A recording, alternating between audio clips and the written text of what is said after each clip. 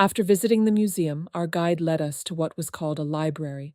It wasn't a grand building, it was a small stone house on a quiet street in Ouadane. It was his house. One room, a few cushions, shelves filled with boxes and papers, sunlight filtering through wooden shutters, and yet, spread across the floor before us, were manuscripts that had survived centuries.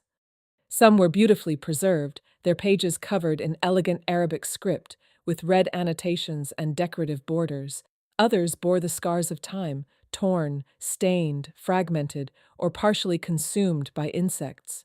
One survived only as fragile pieces, carefully held together between sheets of plastic.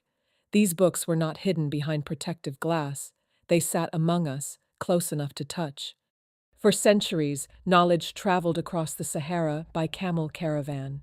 Long before modern borders existed, scholars moved between places like Ouadane, Chinguetti, Timbuktu, and Marrakesh, carrying ideas across thousands of kilometers of desert. These books were part of that world. Some contained religious teachings, others explored law, science, astronomy, history, or poetry. Among them was a fragile hand-drawn map.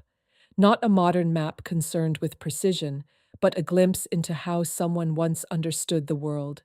Looking at those faded lines, I wondered whether the person who drew it had ever seen the places it described, or whether they knew them only through stories carried across the desert by travelers and caravans. This wasn't really a museum at all. It was a living archive.